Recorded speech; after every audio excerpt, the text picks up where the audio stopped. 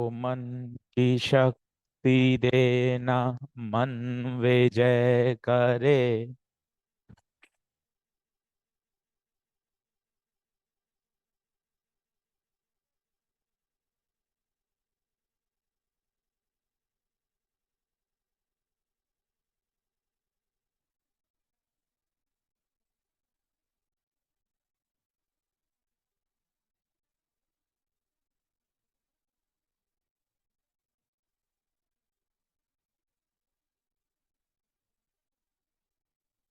Good morning, क्या हाल चाल। चलिए सब क्लास नोट्स निकालेंगे।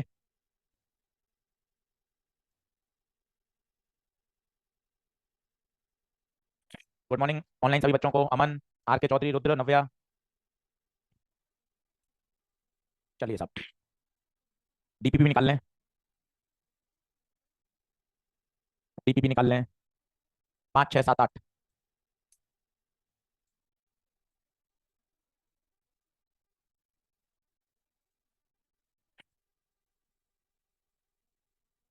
चलिए शुरू करें भाई। तो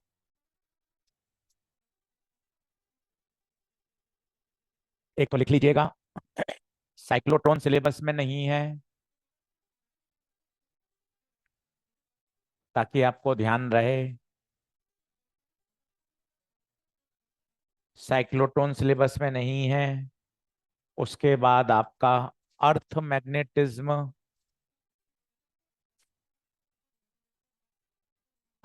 ये भी हट गया है। और कलर कोडिंग करंट इलेक्ट्रिसिटी से, potentiometer,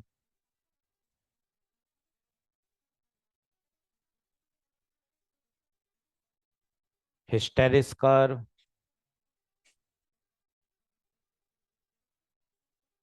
permanent magnet, electromagnet.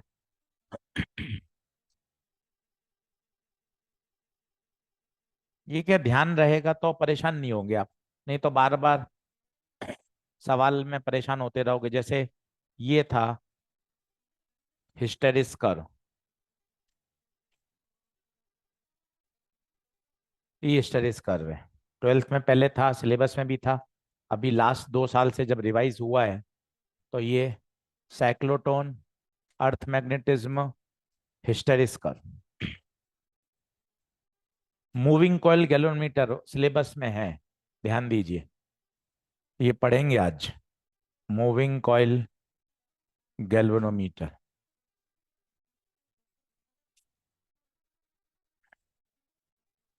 NCERT में भी है।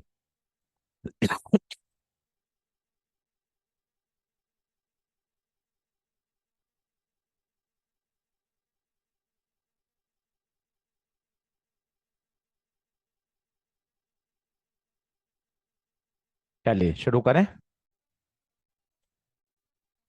ध्यान रखिएगा, आज चैप्टर पूरा हो जाएगा, मतलब हो ही चुका है, 15 20 मिनट का ही है। क्वेश्चन प्रैक्टिस कराऊंगा सारे। अगले सप्ताह से अपन नया चैप्टर शुरू करेंगे, ईएमआई, एसी, ईएमडब्ल्यू। सिलेबस बिल्कुल ट्रैक पे चल रहा है, और बिल्कुल सही समय पे कोर्स फिनिश करेंगे अच्छे से। 21 तारीख का कॉमन टेस्ट है, उसकी तैयारी करना शुरू करिए। 20 तारीख की छुट्टी रखेंगे शनिवार की, क्योंकि बड़ा पेपर है और सिलेबस भी काफी ज्यादा है ना। तो बढ़िया, अच्छी तरीके से तैयारी करें। कुछ बातों का विशेष ध्यान रखें। उस दिन आई कार्ड चेक होगा, गलती से भूल गए, जल्दी आया हूँ आज बैठने दो, पेपर खराब हो जाएगा, लेट हो गए, ये सब पहले से तैयार रहे। एकदम स्ट्रिक्ट चेकिंग करेंगे, जैसे पेपर के दौरान होती है। समय से पहले, आधा घंटे पहले एंट्री बंद कर देंगे। तो सब वैसा 3 4 बार करेंगे ना, नहीं तो क्या है, यूनिफॉर्म नहीं पहने, कल धोई थी टी शर्ट अभी नहीं सूखी है, आई कार्ड भूल गए, मैं आपका ही तो बच्चा हूँ, रोज आता हूँ, आपको पता नहीं है क्या। ये सारी बातें अच्छी हैं, पर क्या है, रूल्स रेगुलेशन डिसिप्लिन, वो जरूरी है। इसलिए आपको वेनसडे, थर्सडे, फ्राइडे रोज नोटिस आपको अनाउंस करवाएंगे, यूनिफॉर्म, आई कार्ड, समय, ताकि आप संडे को कोई बहाना नहीं दे सकें, जल्दबाजी में आ गया, ये हो गया, वो हो गया। बिल्कुल प्रॉपर व्हाट्सअप करवाएंगे, नोटिस क्लास में अनाउंस, बाहर नोटिस बोर्ड पर, एकदम पूरा, ताकि ते ध्यान रह जाए कि 2 चैप्टर कम हो, कोई दिक्कत नहीं, यूनिफॉर्म आई कार्ड नहीं भूलेगा, है ना। चलिए। क्लास नोट्स निकालें और डीपी भी निकाल लें, 4-5 सवाल करके देखते हैं अपन, जिससे अपन को याद आए। ठीक है, थोड़ा रिवाइज करके बताता हूँ कि कैसे चीजें दिमाग में सेट होनी चाहिए। जैसे सबसे पहले, यार ये बड़ा थ्योरेटिकल टॉपिक है, बिल्कुल है, तो या तो भैया छोड़ दे। छोड़ क्यों दें सर, किया जा सकता है तो बिल्कुल तैयार करना चाहिए। डाई पैरा फेरो, अब कल लगा था 1 घंटा, अभी तो देख 10 मिनट 5 मिनट में सारा रिवाइज कर सकता है, देखता जाना। सबसे पहले आया डाई, तू भी पेन चलाना। डाई, जल्दी से बता कैसा फिनोमिना है, वीक या स्ट्रॉन्ग, रिपल्शन या अट्रैक्शन?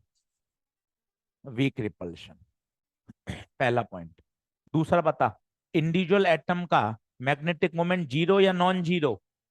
जीरो, लिखता जा, कोई टेंशन नहीं है, जितना बढ़िया याद उतना मजा आएगा। इंडिविजुअल एटम का मैग्नेटिक मोमेंट जीरो।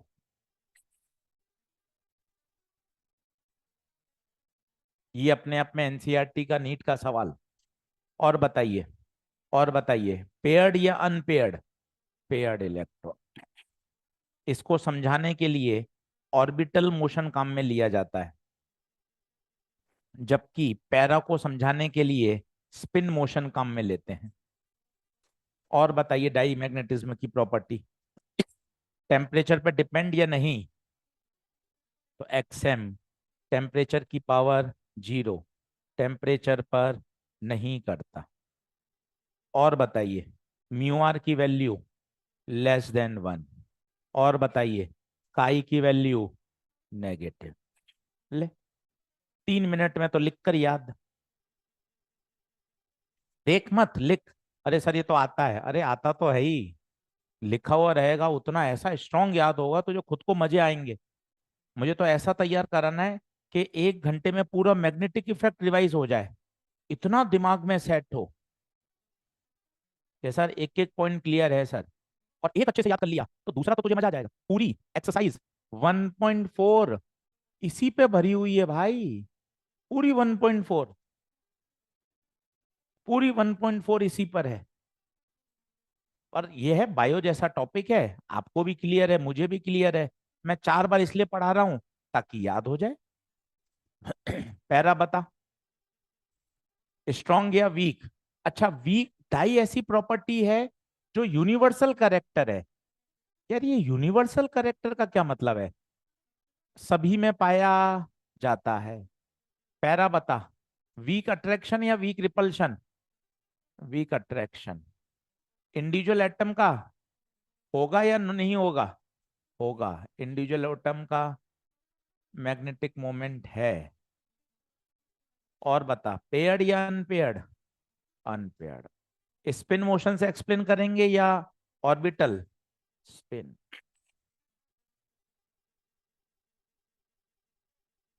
और बता, काई टेम्परेचर के इनवर्स, टेम्परेचर के इनवर्स। और बताइए, म्यू आर की वैल्यू >1, काई की वैल्यू पॉजिटिव। और कोई बात पैरा की याद हो तो बताओ, क्या हो जाता है? किसका? सिस्टम का, हाँ सिस्टम का, वो तो सिस्टम का तो जीरो है ही, सही बात है। सिस्टम का तो सभी में जीरो होता है, इसका तो है ही। और इसका रेंडमनेस के कारण क्या हो जाता है? जीरो। इंडिविजुअल एटम की बात करते हैं अभी। ये देखें, ये देखें, ये देखें, और कोई बिंदु रह गया हो तो बताइए।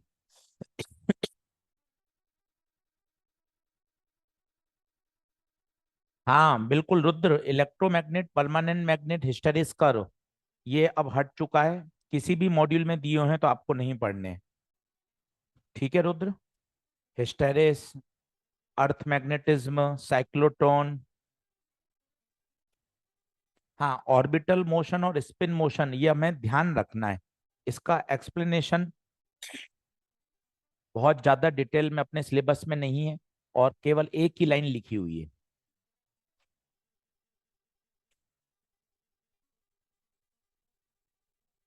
क्या ये बात ओके है? आगे बढ़े।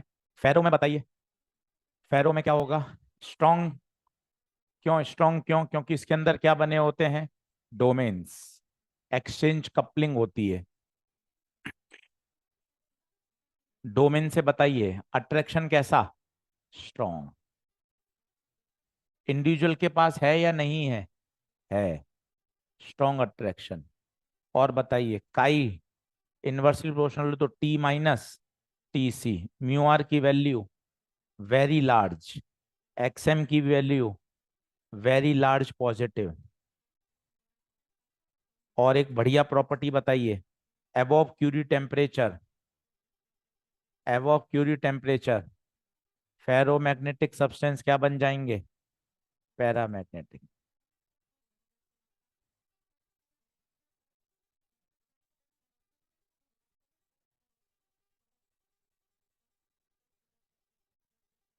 देख भाई, लिख कर ही याद हो गया तो घड़ी मिला ले, 2 से 3 मिनट भी नहीं लगे होंगे, पूरा याद कर लिया लिख कर। तो सर्दी के कारण लिख ही नहीं पाया कि कौन लिखे लिखा हुआ है, बस ये आलस लापरवाही की बात है और कुछ भी नहीं। स्ट्रॉन्ग अट्रैक्शन होता है, स्ट्रॉन्ग अट्रैक्शन। चलिए अब 8-10 क्वेश्चन मैं आपको करके दिखाता हूँ जेई मेन के, जिससे आपका थोड़ा डर हटे कि हाँ सर चीजें अंडर कंट्रोल हैं, कहीं कोई दिक्कत नहीं।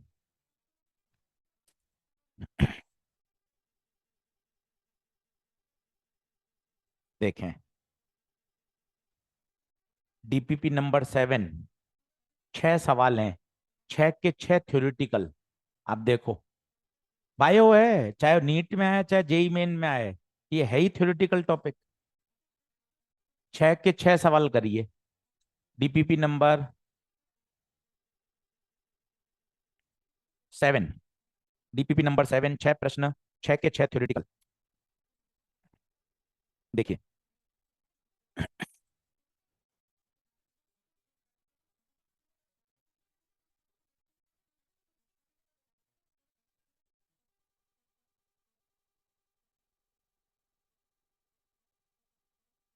गॉस लॉ इन मैग्नेटिज्म पढ़ाया, magnetic monopole never exists, magnetic lines of force always form closed loop, the net magnetic flux through any closed surface 0। DPP number 7, online वाले बच्चों देखो तो डीपीपी अपलोड है कि अपने मोबाइल ऐप पर, check करके बताओ। डीपीपी नंबर 7, एक बार बताइए रामेश्वर, अभय मिश्रा, आदर्श, अजीत यादव के लें, वो खुद की बुद्धि से। अभी तूने जेई मेन के सवाल करे, एक भी सवाल तुझे ऐसा नहीं लगा जो देखा हुआ नहीं था। इस पीपी नंबर 7, एक बार बताइए रामेश्वर, अभय मिश्रा, आदर्श, अजीत यादव, अमन, अंकित सिंह, दिशा, नरेंद्र, नव्या, निखट, राहुल, ऋषु, आर के चौधरी, संस्कृति, सौम्या, उत्सव, विशाल। 6 मिनट लीजिए, 6 सवाल मुझे करके दिखाइए विद एक्सप्लेनेशन। डीपीपी नहीं लाए, हेड डाउन करके सो जाइए, 10 मिनट नींद अच्छी आ जाएगी। लाए हैं तो कर लीजिए। सर आगे नोट्स बनवा दो नए चैप्टर के। अरे नोट्स से कुछ नहीं होगा भाई, नोट्स कोई काम के नहीं है, केवल क्वेश्चन प्रैक्टिस कर खूब, धीरे धीरे चीजें अच्छी हो जाएंगी। सर मैं मॉड्यूल डीपीपी कुछ नहीं लाता, केवल नोट्स ले आता हूँ। तो समझ नहीं था, केवल नोट्स का कुछ नहीं होगा, तो नोट्स के ही पीछे पड़ा रहता है। अब मैं तुझे रोज समझाता हूँ।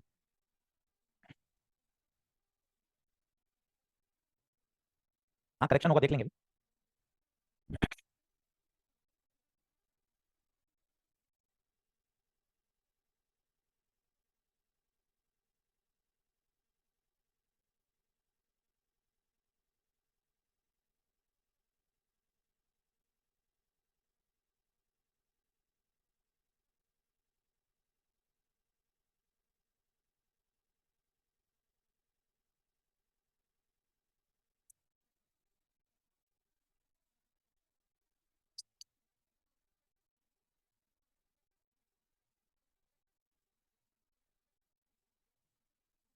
पहले सवाल में कुछ टाइपिंग एरर है।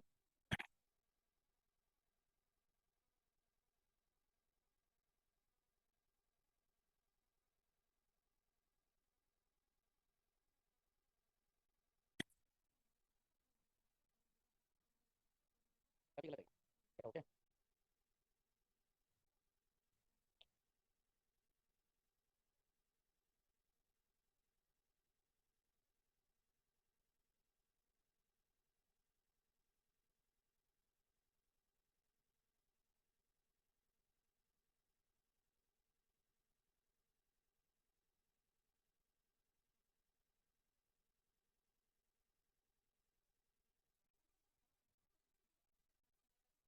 चलिए भाई सॉल्व करें क्या?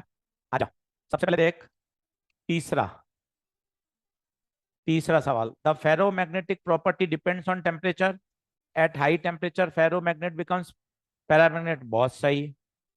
At high temperature the domain wall area of ferromagnetic substance increases. बढ़ेगा या कम होगा? तभी तो पैरा बनेगा भाई। बढ़ेगा तो फेरोमैग्नेट की प्रॉपर्टी और बढ़ जाएगी। क्यूरी टेम्परेचर कौन सा होता है? चौथा देखिए, जो फेरो किस में बन जाए?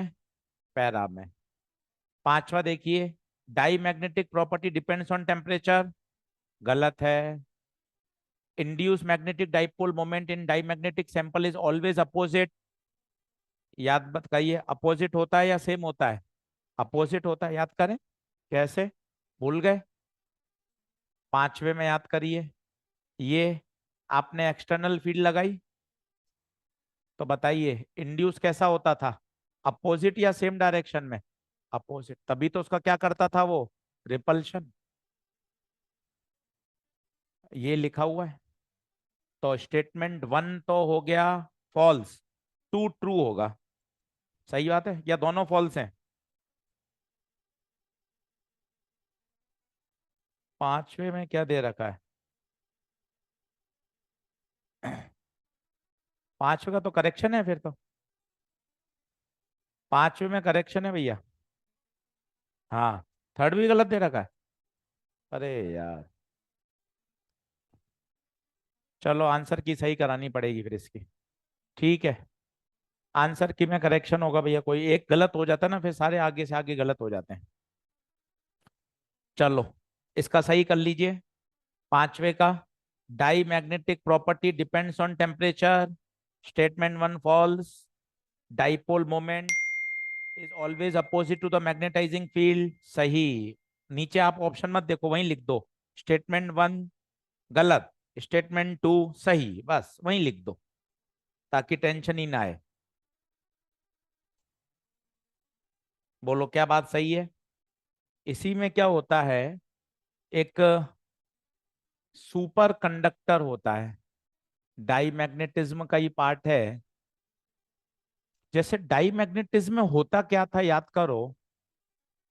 डाई मैग्नेटिज्म में होता क्या था, आपका एक्सटर्नल मैग्नेटिक फील्ड के, ये एक्सटर्नल है, और ये क्या करता था इसका? अपोज, अपोज करता था। सुपर कंडक्टर भी किसके बने होते हैं? डाई मैग्नेट के। होता क्या है, ये जब एक्सटर्नल मैग्नेटिक फील्ड में रखे होते हैं तो अपोजिशन पैदा करते हैं। और भाई साहब ऐसा अपोजिशन पैदा करते हैं कि जो नेट होता है वो अंदर कितना हो जाता है? जीरो। नेट मैग्नेटिक फील्ड क्या हो जाती है? जीरो। कारण सोचिए, पैरा और फेरो में नहीं हो सकती। कारण क्या है? पैरा फेरो में तो उसी डायरेक्शन में होगी, तो वो तो ऐड कर देंगे। केवल जीरो करने के लिए कौन हो सकता है? डाई।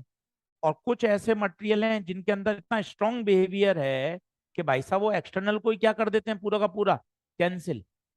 अगर इसकी आप काई की वैल्यू देखोगे तो एग्जैक्ट कितनी आती है? -1। -1 का मतलब क्या हुआ बताइए? नेट कितना हो गया? जीरो। कैसे? आप देखिए, म्यू आर 1 प्लस का है, अंदर कोई व्यवहार बचा ही नहीं है।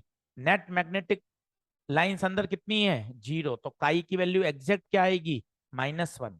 -1, वन नहीं, -1। तो ये कभी कभार पूछा जा सकता है कि सुपर कंडक्टर किसके बने होते हैं? उत्तर है डाई मैग्नेटिक मटेरियल्स। और बताइए, नेट मैग्नेटिक फील्ड इनसाइड कितना होगा? जीरो। नेट इनसाइड कितना होगा? जीरो। तो नोट लगा के 2 पॉइंट्स और लिख लीजिए।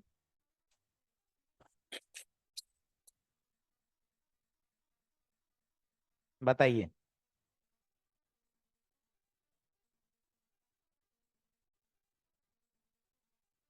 क्या ये बात ओके है क्या? इसी से जुड़ा हुआ ये वाला पॉइंट हमेशा ध्यान रखिए। और कुछ थ्योरेटिकल टॉपिक हैं, इसके लिए आधा 1 घंटा खर्च करके करना क्या चाहिए? एनसीईआरटी के 2 पेज हैं, घर जाके ईमानदारी से, जैसे अपन बायो में रीडिंग करते हैं, इसकी रीडिंग लगा लीजिए। चैप्टर नंबर 5 है, लास्ट के 2 पेज हैं, तो उसमें डाई पैरा फेरो पूरा दे रखा है। मैंने तो सारा बोल दिया है। एक बार वहां से और पढ़ लेंगे ना, तो कॉन्फिडेंस आ जाता है कि अच्छा मैंने टेक्स्ट बुक पढ़ ली पूरी। तो यहीं लिख लीजिए, एनसीईआरटी की रीडिंग मस्ट है। डाई पैरा फेरो 2 पेज दे रखे हैं, कोई उसमें फॉर्मूला नहीं है, केवल उसको 2 से 3 बार पढ़ लीजिए, आपको सारी बातें याद हो जाएंगी। सारे थ्योरेटिकल सवाल यहीं से बनेंगे।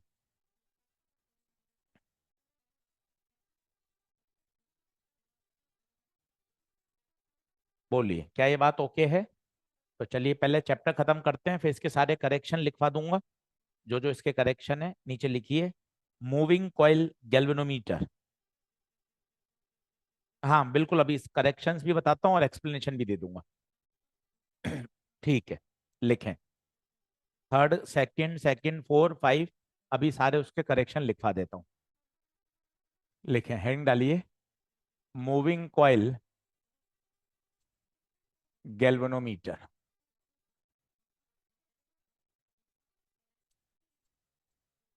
Moving coil galvanometer.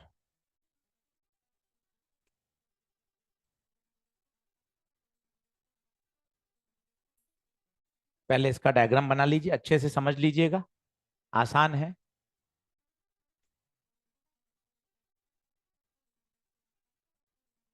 डायग्राम बना लें।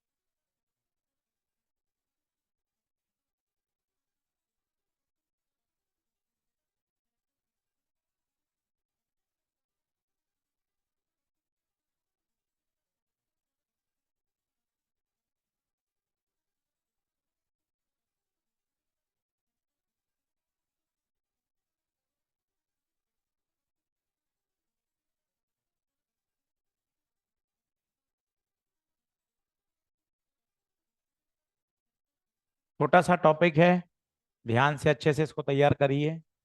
न्यूमेरिकल भी इस पे दे रखा है।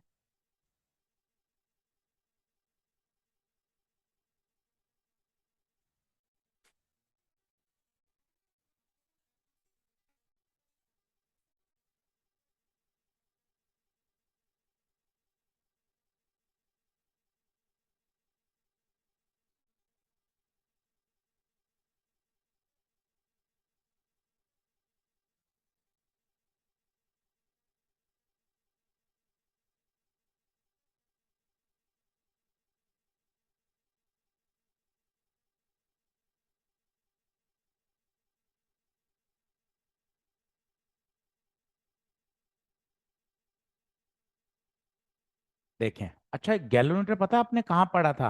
करंट इलेक्ट्रिसिटी में कन्वर्जन पढ़ा था इसका, अमीटर और वोल्ट मीटर। मैंने आपको कहा था गैलोमीटर की डिटेल वर्किंग अपने सिलेबस में है। एक मन में ये डाउट आता है कि जैसे ही हम करंट फ्लो कराते हैं, यार ये पॉइंटर क्यों भागता है? आपने लेबोरेटरी में गए, करंट फ्लो कराई, और ऐसे पॉइंटर चला गया 1 पे, 2 पे, 3 पे। तो ऐसा क्यों हो रहा है? हम जाते हैं, प्रैक्टिकल करते हैं, जैसे ही स्विच को बंद करते हैं, पॉइंटर ऐसा डिफ्लेक्ट करता है। तो पॉइंटर को घुमाने के लिए कौन टॉर्क लगा रहा है यार? अब इसका प्रिंसिपल अब आप पढ़ सकते हैं, क्योंकि आप समझदार हो गए हैं। आपको पता है, ये हमने पढ़ा था, जब भी कोई current carrying coil uniform magnetic field में होती है तो उस पर क्या लगता है? टॉर्क। टॉर्क का फॉर्मूला बताइए।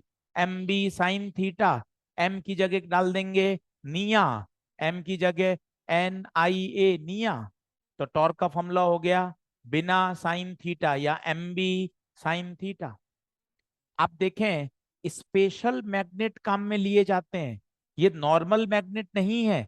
अंदर आपको तो डिब्बे में बाहर ऐसा दिख रहा है बस बॉक्स, यहाँ गैल्वेनोमीटर लिखा हुआ है, यहाँ टर्मिनल, ये मार्किंग है और ये पॉइंटर है। पर जब आप इस बॉक्स के अंदर देखोगे तो भाई साहब बॉक्स के अंदर का सेटअप ये है। एक कॉइल है, ये देखिए, क्या फ्लो कराई आपने, करंट, स्विच बंद किया, करंट फ्लो हुई। करंट फ्लो होते ही ये कॉइल में क्या लगेगा, टॉर्क। और सोचो टॉर्क के लगने से क्या होगा, कॉइल घूमेगी। कॉइल के घूमने से कौन जुड़ा हुआ है, पॉइंटर, तो पॉइंटर भी क्या करेगा, डिफ्लेक्ट। बेसिक कहानी समझिए, फॉर्मूले वगैरह तो ठीक है याद कर लेंगे, पर आप ये बेसिक समझिए कि भैया पॉइंटर को कौन घुमा रहा है, तो आंसर है टॉर्क। टॉर्क क्यों लग रहा है, क्योंकि करंट फ्लो करा रहे हो। प्रिंसिपल देख लिखा हुआ है, whenever a current carrying coil is place in a uniform magnetic field then it experiences a torque. और कितना टॉर्क, टॉ बराबर एम बी साइन थीटा। अब बताइए, थीटा, ये होती है हॉट शू मैग्नेट, इनका स्पेशल काम होता है, ये एक ऐसी मैग्नेटिक फील्ड पैदा करते हैं जिसे बोलते हैं रेडियल मैग्नेटिक फील्ड। और इसमें थीटा हमेशा कितना रहता है, 90। थीटा ऑलवेज 90 मेंटेन रहता है रेडियल मैग्नेटिक फील्ड में। अब इसका क्या फायदा है वो आपको अभी बताता हूं। तो टॉ बराबर आ गया बिना। फायदा देखिए, आपको अच्छा लगेगा कि हाँ सर ये बेनिफिट है, इसलिए साइंटिस्ट ने रेडियल मैग्नेटिक फील्ड को यूज किया। इसलिए साइंटिस्ट ने रेडियल मैग्नेटिक फील्ड को यूज किया।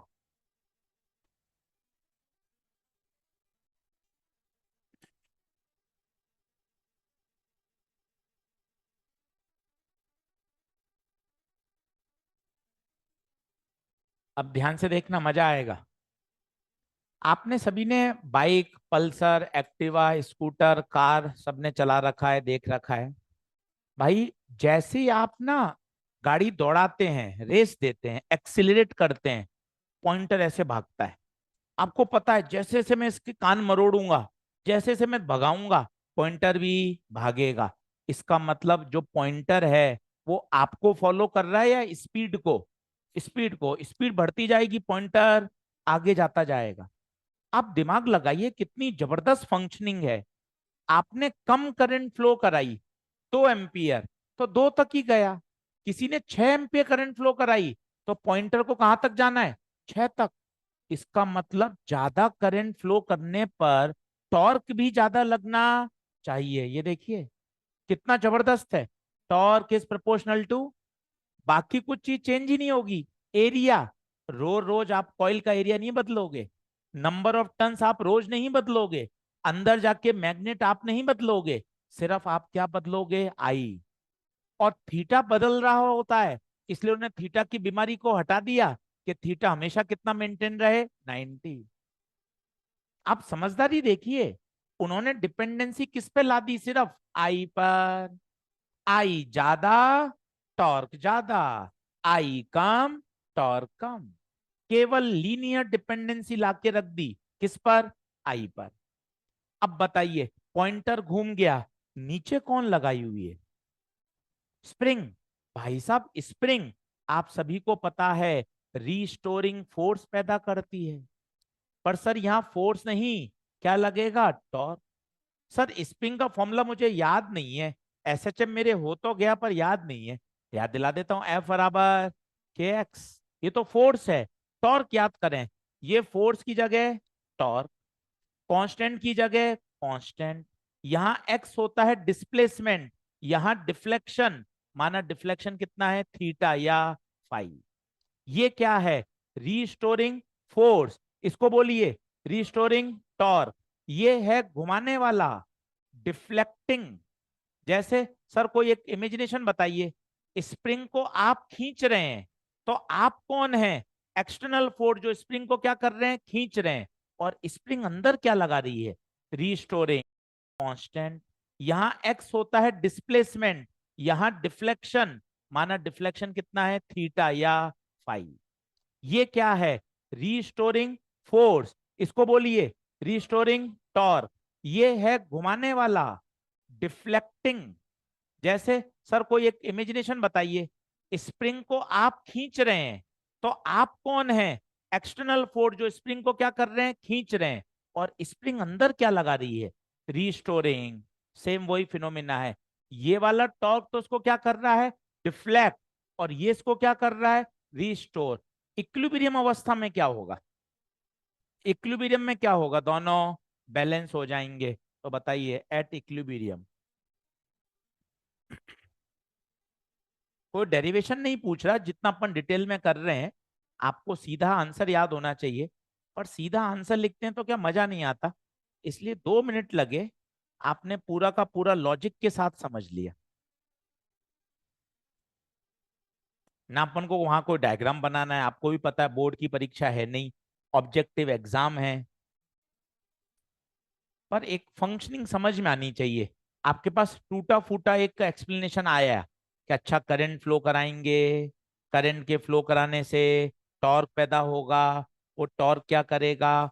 कॉइल को घुमाएगा। नीचे कौन है भैया? स्प्रिंग लगी हुई है, स्प्रिंग रीस्टोरिंग टॉर्क पैदा करेगी, रीस्टोरिंग टॉर्क पैदा करेगी। इक्विलिब्रियम में दोनों टॉर्क एक दूसरे को क्या करेंगे? बैलेंस। सर ये फाई क्या है? What is phi? यही तो डिफ्लेक्शन है, जितना उसमें डिफ्लेक्शन हुआ। What is phi? Deflection. What is phi? Deflection.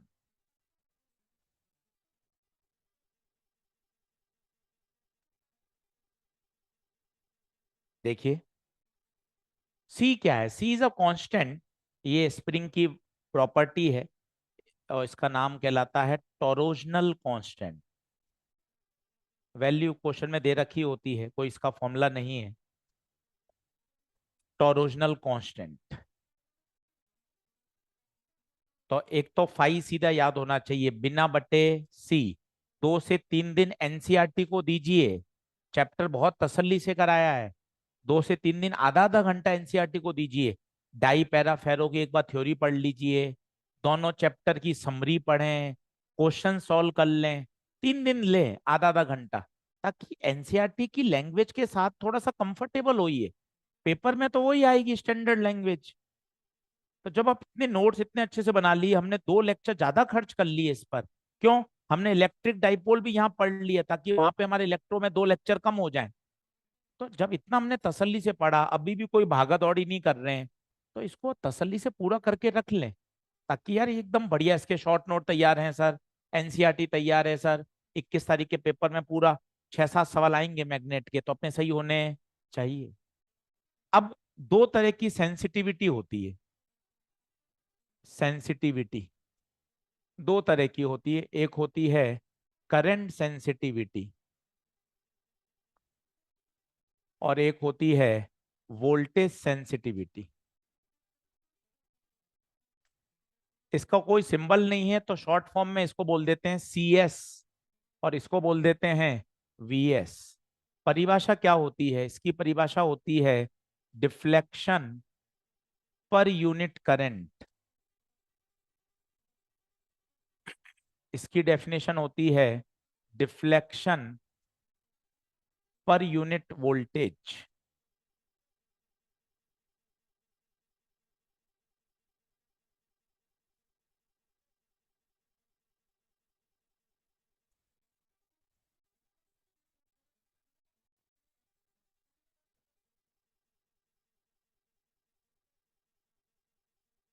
Sensitivity क्या होता है?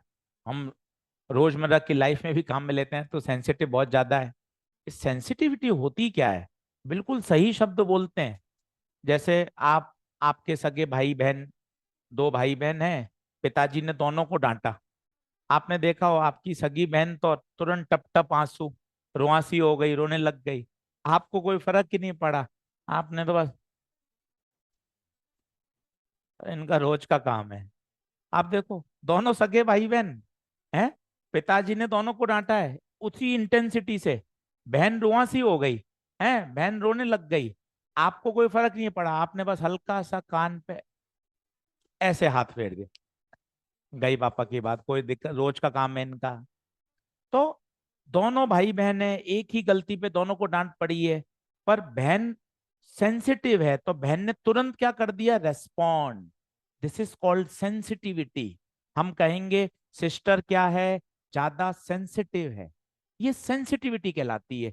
जैसे दूसरा एग्जांपल आपको देता हूं, मेरे पास दो गैल्वेनोमीटर हैं, मैंने दोनों में बहुत छोटी करंट फ्लो कराई, 0.01 0.01, भाई साहब इसका पॉइंटर तो हिला ही नहीं, इसका मतलब इसको फर्क ही नहीं पड़ा कि करंट आई है। जबकि जैसे इसमें इतनी छोटी भी करंट आई, इसने तो हल्का सा क्या दे दिया, डिफ्लेक्शन। इसका मतलब कौन ज्यादा सेंसिटिव है, पहला या दूसरा? दूसरा। वो छोटी से छोटी करंट को भी क्या कर पा रहा है, मेजर। सर कोई और एग्जांपल दीजिए ताकि दिमाग में आए।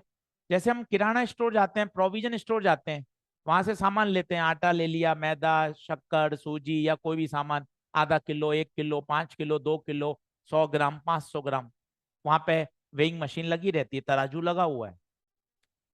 अब वहीं जाकर माता जी के ये जो कान के कुंडल होते हैं, टॉप्स, माँ ने बड़े लड़ लड़ के लिए, पिताजी से दिलवाओ दिलवाओ, शर्मा जी ने इतने दिलवा दिए, आप क्या करते हो, है ना। तो देखो, है तो माँ लड़ती रहती लगातार के भैया सोने का सामान दिलाओ, सोने का सामान दिलाओ। तो आप वो वाले टॉप्स ले जाकर उस प्रोविजन स्टोर के तराजू पे तोलिए, भाई साहब रीडिंग आएगी 000। आपको यार माँ इतना लड़ाई कर रही है, 50-50 हजार के टॉप्स आते हैं, इनका वजन तो 000 है। पर यही आप गोल्ड ज्वेलरी की दुकान पे जाके तोलेंगे, जो एक कांच के अंदर बॉक्स में होता है तराजू, उसमें रीडिंग आ जाएगी 0.010 मिलीग्राम। दोनों वेइंग मशीन है, बताइए कौन सेंसिटिव ज्यादा है, ज्वेलरी की दुकान वाला। सेंसिटिव का मतलब क्या, वो छोटे से छोटा मिलीग्राम को भी मेजर कर रहा है, जबकि प्रोविजन स्टोर वाला तराजू मिलीग्राम के लिए बना ही नहीं है। वो तो बना किसके लिए, 100 ग्राम, 500 ग्राम, 2 किलो, 5 किलो, 10 किलो। बात को समझ पा रहे हैं, सेंसिटिविटी। दोनों वेइंग मशीन है, दोनों का प्रिंसिपल सेम है, पर वो छोटे सी छोटे वेट को नाप पा रहा है, इसको छोटे वेट को फर्क ही नहीं पड़ रहा। आप एक चीनी का 10 चीनी के दाने रख दीजिए, रीडिंग ही नहीं आएगी। 10 चीनी के दाने आप रखिए उस पर, गोल्ड ज्वेलरी की दुकान पर, रीडिंग आ जाएगी। क्या मतलब है इसका, वो इंस्ट्रूमेंट क्या है, सेंसिटिव। वापस आइए भाई बहन का एग्जाम्पल, पिताजी ने दोनों को डांटा, सेम इंटेंसिटी से डांटा, दीदी ने क्या कर दिया, रेस्पॉन्ड, दीदी रुआंसी हो गई। इसका मतलब दीदी छोटी सी छोटी डांट को भी रेस्पॉन्ड कर रही है, आपको कोई फर्क ही नहीं पड़ रहा। आप कह रहे हो रोज का काम है इनका, रोज का काम है इनका, चलो आज तो बच गए, बेल्ट जूते तक नौबत नहीं पहुंची, आप तो ये कहकर फ्री हो गए, है ना। जबकि वो उसी डांट में रुआंसी हो गई। इसका मतलब है वो क्या है, सेंसिटिव है। तो व्हाट इज सेंसिटिविटी, अब फिजिक्स में आइए, व्हाट इज सेंसिटिविटी। कोई इंस्ट्रूमेंट कितनी छोटी से छोटी करंट को भी नाप सकता है, उसे हम उसकी क्या बोलते हैं, सेंसिटिविटी। दो तरह की सेंसिटिविटी होती है, करंट सेंसिटिविटी और वोल्टेज सेंसिटिविटी। इसकी परिभाषा खुद बताइए, डिफ्लेक्शन पर यूनिट करंट। इसकी परिभाषा बताइए, डिफ्लेक्शन पर यूनिट वोल्टेज। अब बताइए फाई, पन्ना पलटी, फाई का फॉर्मूला कितना था, BI N A/C, आई से आई कटा, सी एस कौन, 2-3 बार बोलिए, current sensitivity, B N A/C। इसमें बताइए फाई की वैल्यू रख दीजिए, बिना बटे सी, वी ओम्स लॉ लगा दीजिए, वी बराबर IR, आई से आई कटा, VS बराबर BNA/CR। इस पे न्यूमेरिकल दिया हुआ एनसीईआरटी बुक में अनसॉल्व्ड, इसलिए करना जरूरी है। एक बढ़िया असर्शन रीजन का भी प्रश्न बताता हूं, 2 बार आया हुआ है वो असर्शन रीजन का प्रश्न।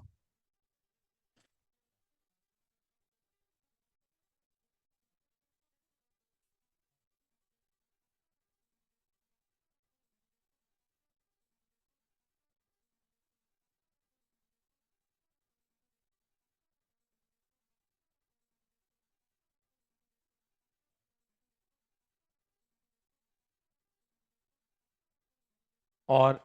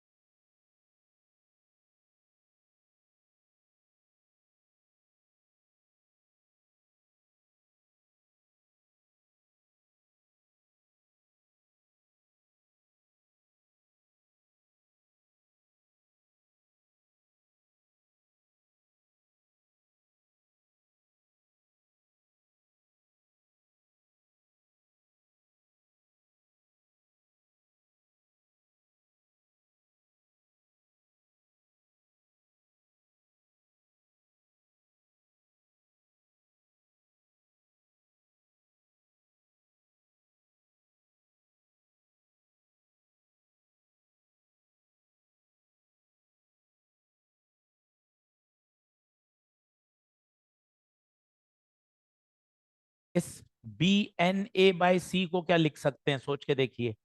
इस BNA/C, करंट सेंसिटिविटी, तो voltage sensitivity is current sensitive बटे राइट। इस पे एक न्यूमेरिकल अभी लेटेस्ट नीट में आया है।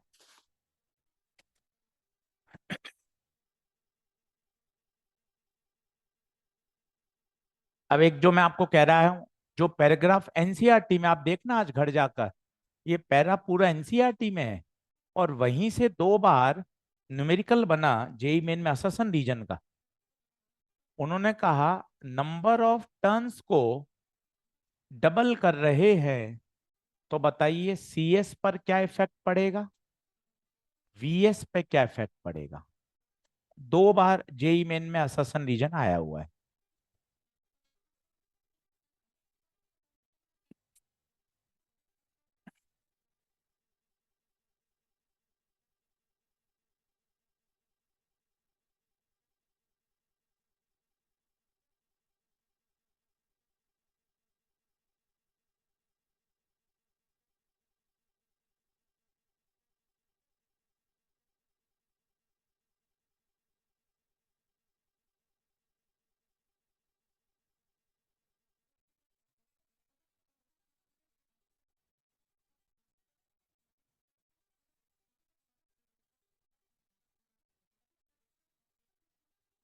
हाँ जी। अब आधा बच्चा जो गलती करता है मैं बताता हूं। नंबर ऑफ टर्न्स को दुगुना करने पर करंट सेंसिटिविटी डबल हो जाती है। बिल्कुल सही। करंट सेंसिटिविटी का formula BNA/C, number of turns को डबल, करंट सेंसिटिविटी भी डबल। यहां तक मामला चकाचक। गलती क्या होती है वो सुनना। नंबर ऑफ टर्न्स को दुगना करने पर बच्चा सोचता है वोल्टेज सेंसिटिविटी भी दुगनी। नहीं, नीचे एक भाई बैठा है आर, इसको फील करिए। अगर आप नंबर ऑफ टर्न्स को डबल करोगे तो वायर और खरीद के लाना पड़ेगा। नंबर टर्न्स डबल कैसे होंगे, पहले 100 थे अब 200 करने, तो वायर और लाना पड़ेगा। वायर डबल, दुगना लाना पड़ेगा। तो आर बराबर होता है ρL/A। जैसे ही आप दुगनी लंबाई का वायर लाओगे, रेजिस्टेंस भी दुगना। देखना जादू होगा। एन भी डबल, आर भी डबल, 2 से 2 कैंसिल, वोल्टेज सेंसिटिव पे कोई फर्क। 2 बार आया है जेई मेन में, एनसीईआरटी में अंदर पैराग्राफ में उसने समझाया है। क्या जबरदस्त सवाल बनाया है उसने, देखिए आप आज घर जाके देखिएगा, सेम लाइन लिखी हुई है। तो वोल्टेज सेंसिटिविटी पे कोई फर्क नहीं पड़ेगा। रीजन बताइए, टूटा फूटा बोलिए। जब मैं नंबर ऑफ टर्न्स को डबल करूंगा, तो नंबर ऑफ टर्न्स को डबल करने का मतलब मुझे वायर ज्यादा लाना पड़ेगा। ज्यादा वायर लाऊंगा तो रेजिस्टेंस भी कॉइल का डबल हो जाएगा, रेजिस्टेंस भी डबल हो जाएगा, डबल से डबल कैंसिल। इसका मतलब there will be no effect, there will be no effect on voltage sensitivity. There will be no effect on voltage sensitivity.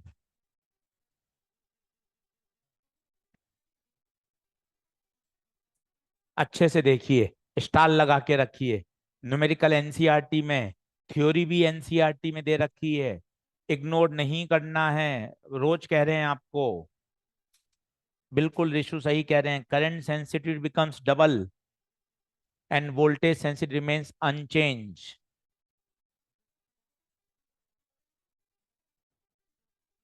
बिल्कुल। क्या बात ओके है भैया? ऑनलाइन वाले बच्चे बता दो। एक बार थम्स अप कर दो। लिख लिया क्या सेंसिटिविटी? कोई डाउट है तो पूछ लो। संस्कृति, रामेश्वर, समीर, डन है, लिख लिया।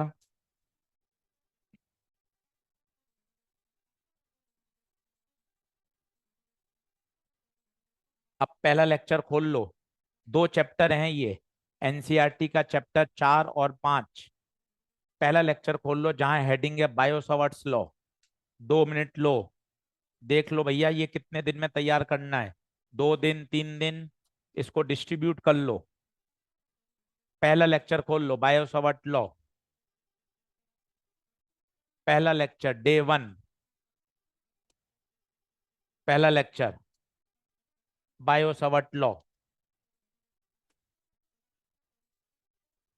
बी मैग्नेटिक फील्ड है। बी मैग्नेटिक फील्ड तो ये किसकी है? जो मैग्नेट लगा रखे हैं उनकी है, सर्कुलर कॉइल की नहीं है। मैग्नेट लगा रखे हैं उनकी मैग्नेटिक फील्ड है। तो उसकी मैग्नेटिक फील्ड में कहीं नंबर ऑफ टर्न्स नहीं आएगा। सही है। कोई बात, कोई कोई बात नहीं, मैग्नेट की है वो, साइड में मैग्नेट लगा रखे हैं ना, देख। इसकी मैग्नेटिक फील्ड। हाँ जी, बायो सावर्ट लॉ। पहला लेक्चर खोल लिया क्या? देख ले भाई, आराम से किया जा सकता है। 4 सवाल देगा ये 2026 में। 3 से 4 क्वेश्चन हर साल पूछे जाते हैं। Biot Savart law, Ampere's law, force, पूरा बढ़िया। और डीपीपी पूरी तैयार, सारे जेई मेन के।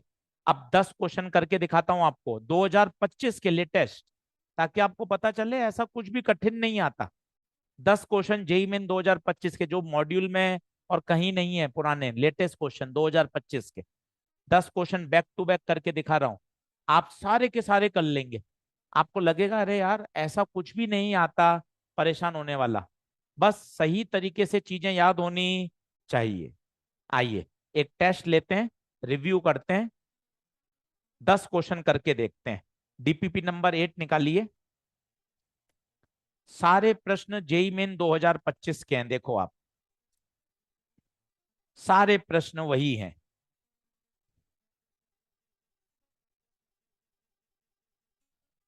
देखिए, अब मैं आपको बैक टू बैक 10 क्वेश्चन करता हूं पहले नंबर से, और आप एक एक बात को समझें, खुद भी अटेम्प्ट करें, और बढ़िया तैयार करके देखें कि सर ये मुझे पूरा आना चाहिए, चैप्टर खत्म, A to Z सब आता है, तब है मजा।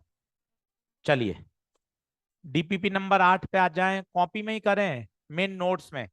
कोई नोट्स नहीं देख रहा, अपन को आना चाहिए बढ़िया काम। और कोई बताए हिंट ऑन द स्पॉट के सर मैंने सवाल पढ़ते ही हिंट मेरे मन में आ गया है सर, तो मजा आ जाए। पी 4 सेंटीमीटर, आपके बीच में से ही पूछूंगा, एक भी मैं खुद नहीं करूंगा। और पूछा है आपको, पी पर मैग्नेटिक फील्ड बताइए। हाँ जी, एनीवन, कोई देखते ही हाथ खड़ा करे। एक लड़की ने हिम्मत करी है, 2 3 4, चलो बताओ, तुम बताओगे? हाँ, बोलो। ठीक है। अब देखो क्या होगा, बिंदु पी पर क्या देनी है तुम बताओगे डिटेल में? हाँ, पी पर क्या निकालनी है? Magnetic field. कौन कौन देगा? इन्फानाइट वायर की मैग्नेटिक फील्ड, μI/2πa। ठक ठक नियम, बता, बता। क्रॉस B1 की, क्रॉस इसकी बता, यहां क्रॉस तो यहां डॉट। बता घटेगी या जुड़ेगी? घटेगी। बड़ा कौन? क्यों क्यों?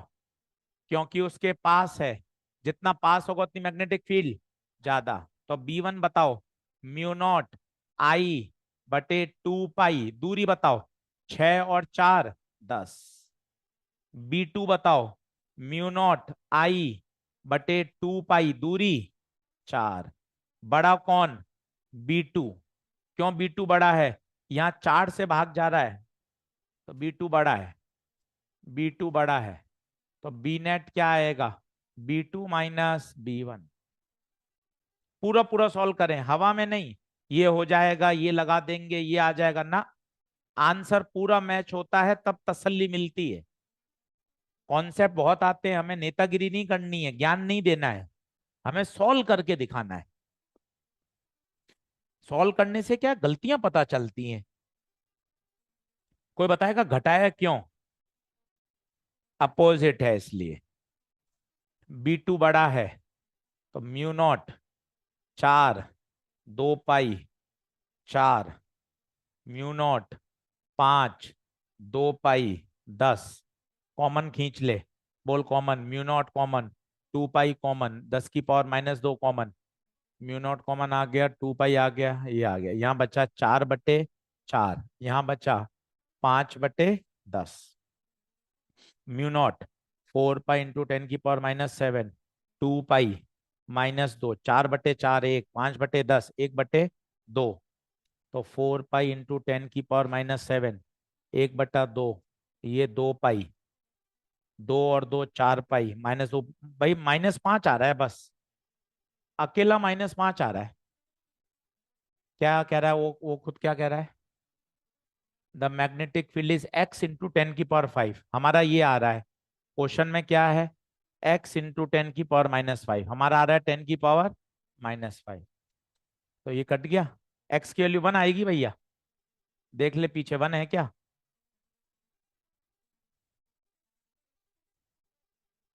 अब ये मतलब हर जगह है ये सवाल, ऐसा नहीं है। और फिर आया 2025 में जेई में, आप देखो, तो थोड़ा कॉन्फिडेंटली खेलिए, प्रश्न बनते जाते हैं, कॉन्फिडेंस आ जाता है, गलतियां मत करिए। अब ये फेवरेट सवाल है, तेरे देखते ही चमकना चाहिए कि जी सर ये करेंगे। सवाल करने के बाद उसको रिव्यू कर ले, इनफाइनाइट वायर की मैग्नेटिक फील्ड, ठक ठक नियम, कौन बड़ा है, घटेगा क्यों, हो गया सवाल।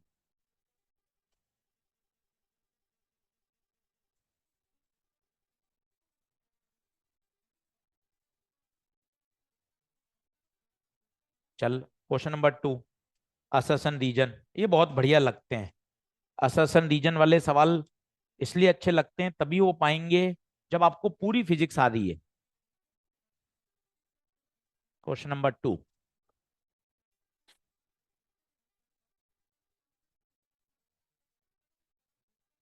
भैया देख, रिवीजन करना एक चैलेंज है, क्योंकि करंट टॉपिक पढ़ने के साथ साथ रिवीजन करना, जीत भैया, तो इसके लिए तो क्या है, एफर्ट लगाने पड़ेंगे। पर उससे भी ज्यादा प्राथमिकता मैं हमेशा मानता हूं कि जो वर्तमान में टॉपिक चल रहे हैं वो पूरे करिए। रिवीजन के चक्कर में आप वर्तमान टॉपिक का होमवर्क भी नहीं करेंगे तो भी दिक्कत है। तो ये हमेशा से चैलेंज रहा है, इसके लिए ज्यादा एफर्ट लगाने पड़ते हैं, समय निकालना पड़ता है ना। तो रिवीजन प्लस करंट टॉपिक को मैनेज करना अपने आप में चैलेंजिंग टास्क है, इतना आसान नहीं है, और किया जाता है, बच्चे करते हैं, अपन भी एफर्ट लगाएंगे तो हो जाएंगे। क्वेश्चन नंबर 2 बताइए, an electron in a certain region of uniform magnetic field is moving with constant velocity in a straight line. ये संभव है क्या, मैग्नेटिक फील्ड होने के बावजूद भी वो सीधा जा रहा है, ऐसे कैसे इसकी हिम्मत हो रही है। कारण, सीधा जाता है तो पैरेलल में फोर्स जीरो, मैग्नेटिक फील्ड हाथ खड़े कर देती है, मेरी औकात नहीं है। F बराबर QBB साइन थीटा, थीटा बता कितना, 0, थीटा 0 तो फोर्स बता 0। बता कौन सा स्टेटमेंट सही, असर्शन सही, रीजन भी सही, क्योंकि मैग्नेटिक फील्ड वेलोसिटी की अलोंग है, अलोंग होगी तो फोर्स कितना होगा, 0। बहुत बढ़िया, टिक लगाता जा एक एक सवाल पे, जैसे जैसे टिक लग रहा है। और थोड़ा सोच, मैं मॉड्यूल नहीं ला रहा, डीपीपी नहीं ला रहा, मैं सीरियस ही नहीं हूं अपनी पढ़ाई के प्रति, इसका मतलब मामला गड़बड़ होगा आगे जाकर, इसलिए थोड़ा सीरियसनेस ला। Module, DPP, homework, short notes, नहीं तो काम कैसे चलेगा। चलिए तीसरा देखिए, magnetic field at the centre of the square, खबरदार कोई बच्चा बताए सेंटर पे फॉर्मूला। लेक्चर नंबर 2, कई बच्चों को तो याद होता है 2√2 μ0 I/, मैंने आपको कहा था स्क्वायर का याद होना, और नहीं तो एक जनरल डरावना फॉर्मूला भी था, n μ0 I/πa, 10 π/n sin π/n, याद हो तो। भीड़ में कई बच्चे हाँ में हाँ मिला रहे हैं, पर वो गड़बड़ है मामला। इसलिए थोड़ा सा ध्यान रखिए, पढ़ाई से काम चलेगा। ये क्लास में डिराइव कराया था, लेक्चर नंबर 2 में देख लो, अभी मिल जाएगा। स्क्वायर का सेंटर बहुत फेमस है, बहुत फेमस है। सीधा हो गया आंसर, बताइए। स्क्वायर लूप की साइड 1/√2, करंट 5। खुद सॉल्व करिए, पूरा करिए। मैं आपको रोज कहता हूं, ज्ञान मत दीजिए, ऐसे हो जाएगा, ये हो जाएगा, और ये हो गया, और ये तो मैंने आंखों से ही कर दिया ना। ज्ञान मत दीजिए, पूरा हल करिए। पूरा हल करने का अलग कॉन्फिडेंस आता है, जब आंसर मिलता है, टिक लगता है, तो उसका अलग मजा है। सर ईएमआई शुरू कर दो, नोट्स बना दो, फटाफट सिलेबस खत्म कर दो। कोई फायदा नहीं है उसका, बहुत ज्यादा बेनिफिट नहीं है। बेनिफिट है कि तुझे क्वेश्चन पढ़ के चीजें चमके, तेरा फायदा हो, वहां तो न्यूमेरिकल आएंगे। नोट थोड़े जमा कराने ईएमआई के।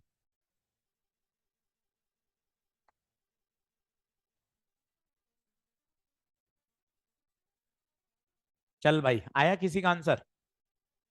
अच्छा, कैलकुलेशन भी लविंग कैलकुलेशन है। ये लविंग कैलकुलेशन क्या होती है? लविंग का मतलब आराम से सॉल्व हो जाती है। देख, पाई से पाई, √2 पड़ जाएगा, तो √2 और √2 दो, दो और दो चार, चार चार 16, 16 पंजे 80। तो 80 × 10⁻⁷ बोले तो 8 × 10⁻⁶। ये तो हमारा आया। एग्जामिनर का क्या है? एग्जामिनर का क्या है? P × 10⁻⁶। कई बच्चे ऐसा प्रश्न करने में घबराते हैं कि यार अपना ये आ रहा है, वो क्या PABCD अल्फाबेट लिख रहा है। तो इसमें परेशान मत हुआ करो। अपना जो आंसर आया, एग्जामिनर का जो आंसर आया, उनको इक्वेट कर दो।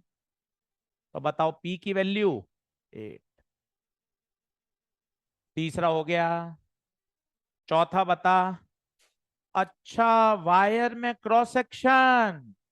वायर अगर क्रॉस सेक्शन है तो क्या माना जाता है? Solid cylinder. सॉलिड सिलेंडर का ग्राफ बता। ऐसा, ऐसा। एनसीईआरटी का सॉल्ड एग्जांपल है ये, कितनी बार पेपर में आया है। और मजा आ जाए अगर इनसाइड का किसी को फॉर्मूला याद हो तो।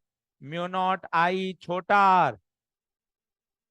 आउट का फॉर्मूला याद हो तो मजा आ जाए। μ0I/, छोटा r हमेशा कहां से नापा जाता है? एक्सिस से। कितनी बार सिलेंडर आया है। फिर देख 2025 में आया। तुझे ऐसा लगता है अरे यार इतनी बार आ चुका है, फिर क्या आएगा, ये देख। अगला देख, सवाल नंबर 7वें पे जम कर एक बार सीधा। एक बार 7वें पे जम कर, इसी का भाई है सिलेंडर का, इसी का भाई है।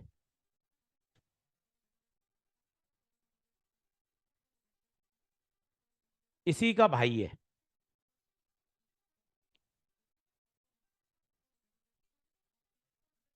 क्या कह रहा है देख।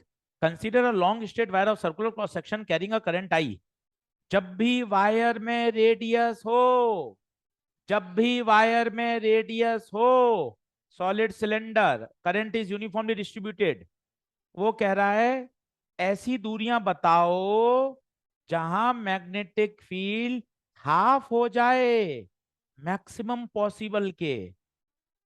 क्या हो जाए? हाफ हो जाए। इनसाइड और आउटसाइड। बहुत तगड़ा सवाल। पहले मुझे बता, मैक्सिमम कहां होता है?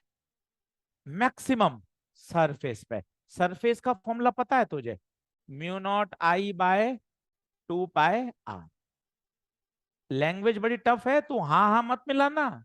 वो कह रहा है दो ऐसे पॉइंट बताओ, एक पॉइंट इनसाइड है और एक पॉइंट आउटसाइड है, और यहां फील्ड मैक्सिमम की आधी है, यहां फील्ड मैक्सिमम की आधी है।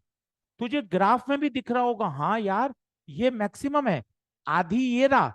आधी के कितने पॉइंट होंगे देख, दो, एक इनसाइड और एक आउटसाइड। लैंग्वेज तगड़ी है, पेपर में समझना सॉल्व करना दमदार बात है। दो बिंदु निकालिए जहां चुंबकीय क्षेत्र मैक्सिमम का आधा मैक्सिमम कहाँ होता है? सरफेस पे, ग्राफ बता रहा है। सरफेस पे मैक्स होता है, उसके बाद लगातार कम होता है। इनसाइड का फॉर्मूला बोलो, बोलो। म्यू नॉट आई छोटा R 2 pi r square 1/2। Surface का फॉर्मूला बोलो, mu naught I by 2 pi r।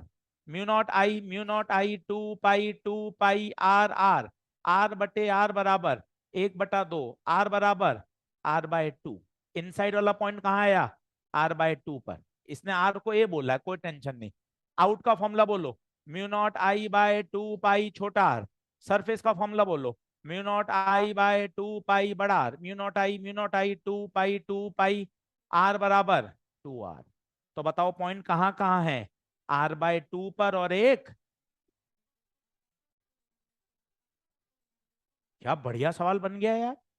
है आसान, पर लैंग्वेज पढ़ना समझना बस वही सीखनी होती है। और यही थोड़ी ना आएगा, कुछ और आ जाएगा। पर तू कुछ और तब कर पाएगा जब तूने ऐसे 100 सवाल कर रखे होंगे। तो तुझे एकदम दिमाग से तू तैयार है कि हाँ, इस तरह की सिचुएशन को मैं परीक्षा में हैंडल कर लूंगा। देख अच्छे से।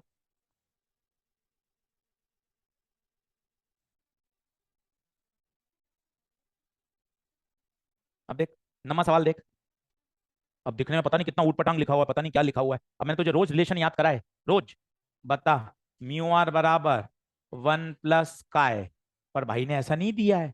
तो म्यू आर को खोल, म्यू/म्यू नॉट। भाई ने ऐसा भी नहीं दिया है। 1 को उधर भेज दे, म्यू/म्यू नॉट -1। देख कौन सा ऑप्शन आएगा? फर्स्ट। भैया चीजें यही आएंगी। इस पे तू कॉन्फिडेंस रख कि सर मुझे एक एक सवाल आना चाहिए। डीपीपी ईएमआई की तब शुरू करूंगा जब सर इसका मेरा पूरा काम हो जाएगा। 3 दिन बाद आप ईएमआई की डीपीपी देना, तब तक मैं इसको पूरा निपटा लूं एक बार। तो मेरे बंडल इकट्ठा हो जाए, उसका फायदा क्या है? बंडल से मैं खुश होऊंगा क्या यार? मेरे सवाल एक एक बन जाए तो मुझे खुद को एक तसल्ली तो मिले कि हाँ यार, नहीं सर मेरे सवाल बन गए। देख अच्छे से।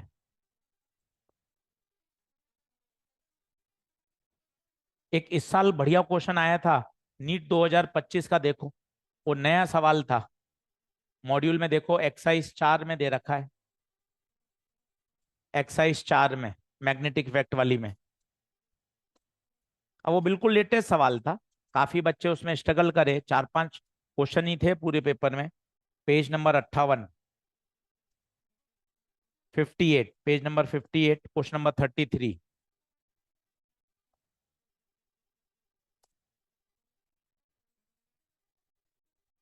तो इन्हें क्या राउंड 1 राउंड 2 में नहीं करना चाहिए? जब आपने पूरा पेपर कर लिया, ओमर भल्ली, उसके बाद आप अगर ऐसे सवाल में उलझ जाते हैं तो समय खर्च हो जाता है। तो आपको ये थोड़ा सा स्मार्ट डिसीजन लेना पड़ता है। अब जैसे आपने सारे सवाल देखे जेई मेन के, सब आपके पढ़े पढ़े लगे ना, तो आपको ये राउंड 1 में निपटाने चाहिए। अब जैसे ये सवाल है नीट 2025 का, किया जा सकता है, पर लैंग्वेज बड़ी ऐसी अटपटी है कि थोड़ा सा आपको परेशान करती है। पेज नंबर 58 पे देखिए, पेज नंबर 58 पर क्वेश्चन नंबर 33। अब पता नहीं क्या कह रहा है, एक मॉडल है, फील्ड है, समझ नहीं आ रहा। धीरे धीरे पढ़ते हैं, सवाल नया है बिल्कुल। तो तू परेशान मत होना। अब model for quantize motion of electron in a uniform magnetic field. एक यूनिफॉर्म मैग्नेटिक फील्ड है। जो जो शब्द आते जाएंगे मैं लिखता जाता हूं। Uniform magnetic field state that the flux passing through the orbit of electron. पता नहीं ये क्या शब्द आ गया, फ्लक्स। एक इलेक्ट्रॉन चक्कर लगा रहा है ऑर्बिट में, एक मैग्नेटिक फील्ड में चक्कर लगा रहा है, यूनिफॉर्म मैग्नेटिक फील्ड में। फ्लक्स समझते हैं क्या? हाँ सर, थोड़ा बहुत आता है, मैं 12th पास हूँ। फ्लक्स होता है आशीष सर, फाई बराबर BA। तो फ्लक्स भी दे दिया। सर मैं तो जो जो जानकारी है मैं छाप लेता हूँ, बाद में देख लेंगे सर। फ्लक्स भी दे दिया। और बता। फिर कह रहा है according to the model. Model का मतलब होता है कोई एक नई हाइपोथेटिकल इमेजिनेशन।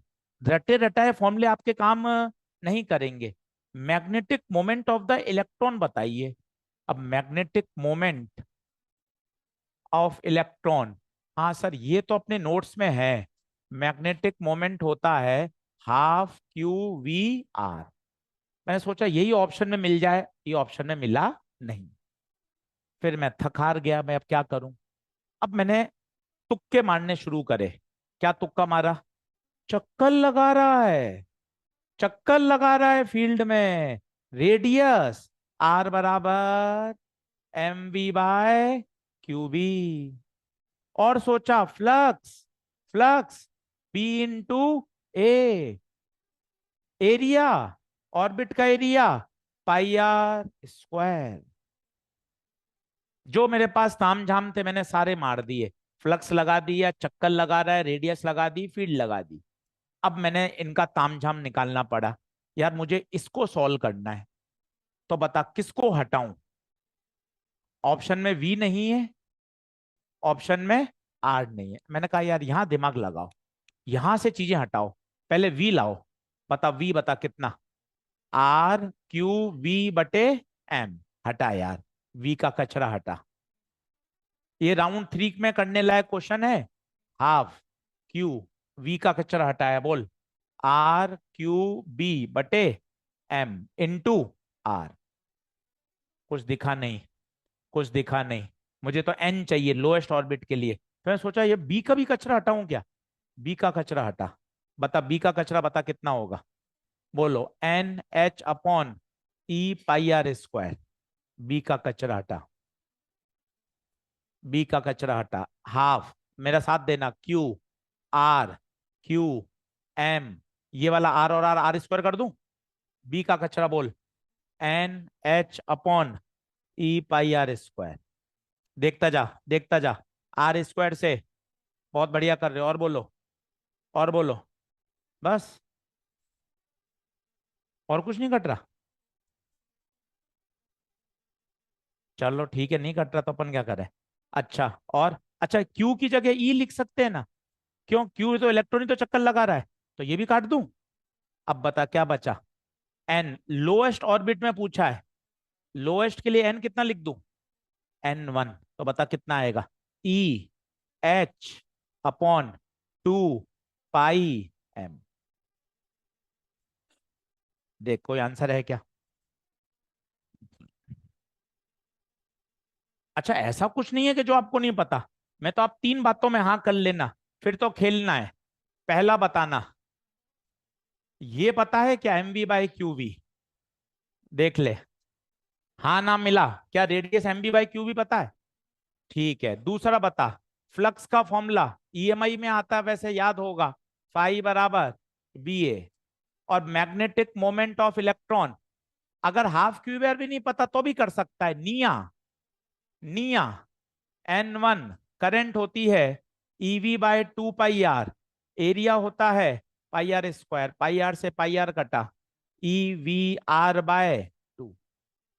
तीन बातें ऑलरेडी हम जानते हैं। बस अब उसने इन तीनों में क्या कर दिया, इंटर रिलेशन निकाल के सवाल को कठिन बना दिया। तो ऐसे पांच सवाल राउंड वन राउंड टू में छोड़ने भी पड़ जाए तो कोई दिक्कत वाली बात नहीं है। 40 सवाल हैं। पहले इसमें क्या अपना टेम्परामेंट लूज हो जाता है, हम पैनिक हो जाते हैं। 2025 के पेपर में यही हुआ, पैनिक हो रहे थे। तो हमें क्या करना चाहिए, समझदारी पूर्वक पहले पूरा पेपर अटेम्प्ट कर लो, ओमार तसल्ली से भर लो।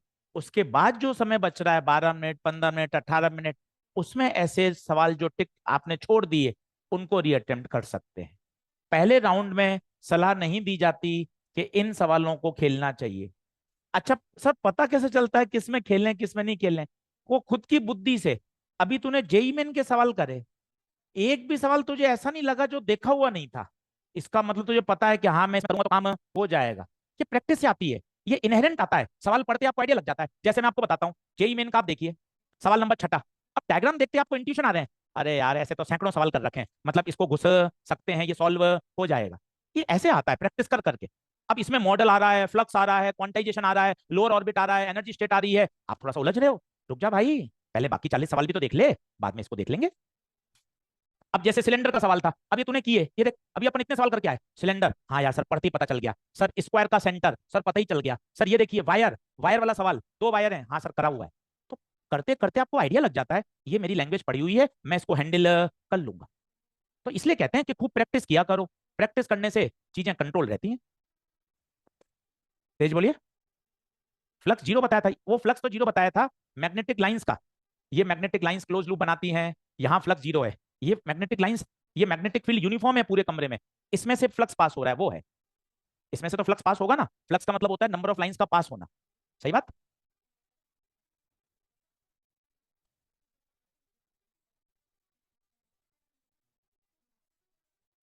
हाँ रोल नंबर 89 बेटा, क्या पूछ रहे हो? फ्लक्स NH बाई ई कैसे हुआ? अरे NH बाई ई दे रखा है बेटा, दिस इज गिवन, ये क्वेश्चन में गिवन है बेटा।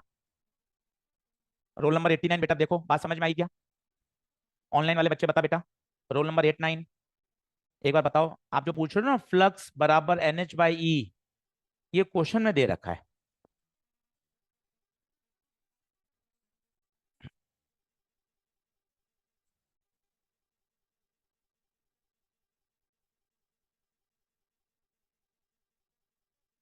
आप इसको दो तीन बार करिए, आप इसके पहले की फैक्टर पकड़िए। की फैक्टर क्या है सर, मुझे क्या क्या आना चाहिए? रेडियस आता है, फ्लक्स BA आता है, मैग्नेटिक मोमेंट आता है। बाकी तो जुगाड़ है, जुगाड़ जितने आप करोगे क्वेश्चन आपके चमकेंगे। हो सकता है नहीं चमके, इट मे बी पॉसिबल। तो आपको परेशान थोड़ी ना होना है, भैया मैं तो इसको बाद में करूंगा, बाकी मेरे पास 35 38 40 सवाल है ना।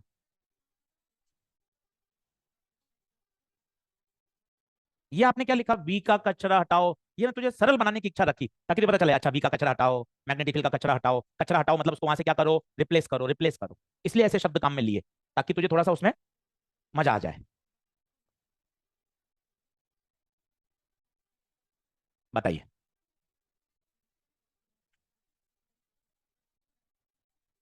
क्या आगे बढ़े क्या? देख ले भाई, आज तुझे पूरी DPP 8 कर लेनी चाहिए। सारे सवाल जेई मेन के, 15 में से तुझे 10 भी होंगे ना, 12 भी होंगे, तुझे अच्छा फील आएगा, कह रहा मैंने बढ़िया बढ़िया सवाल बना लिए यार, पूरी DPP सॉल्व होनी चाहिए। चल, आज दिन अच्छा है, नया चैप्टर की हेडिंग डाल के उसकी तैयारी पूरी कर लेते हैं। नए पेज से हेडिंग डालिए, EMI, AC, EMW, ये 3 चैप्टर का जोड़ा है। ये मॉड्यूल के लास्ट के 3 चैप्टर, EMI, AC, EMW, ये 3 चैप्टर का जोड़ा है। बोले तो NCERT का ये है चैप्टर 6, ये है 7, और ये है 8। टोटल लेक्चर में आपको कंज्यूमिंग बता देता हूँ, 9 6 15 3 18, 18 से 19 लेक्चर के 3 चैप्टर हैं। और सवाल मिलेंगे, EMI का 2 सवाल, AC 1 से 2, EMW 1 से 2, 4 से 5 प्रश्न मिल जाएंगे। और आसान है, बढ़िया आप तैयार कर सकते हो। Chapter number 6 7 8। पहला काम क्या करना है, कोशिश करिए 18 के 18 लेक्चर अटेंड करें। आधी समस्या तो इसमें ही दूर हो जाएगी कि एक भी लेक्चर नहीं छोड़ना है। मॉड्यूल रोज लेकर आना है डेली, DPP रोज लेकर आनी है, करके आनी है। कुछ बेसिक पैरामीटर फॉलो कर लीजिए तो काम बढ़िया हो जाएगा। इसमें पहला शुरू करेंगे, इलेक्ट्रोमैग्नेटिक इंडक्शन। अब आपके पास 2 से 3 दिन है, इसका होमवर्क आने में 3 दिन लगेंगे। तो जब तक आपकी जिम्मेदारी, मैग्नेटिक इफेक्ट इसके शॉर्ट नोट बना लें, इसके सारे फॉर्मूले याद कर लें, NCERT से एक बार डाई पैरा फेरो की रीडिंग लगा लें, जेई मेन के क्वेश्चन कर लें, बहुत सारा काम है करने के लिए। पूरा चैप्टर आपका रिवाइज हो जाए 2 से 3 बार, पूरा काम निपटा लीजिए, तब मजा है। चलिए साहब धन्यवाद, अगले लेक्चर में EMI शुरू करेंगे।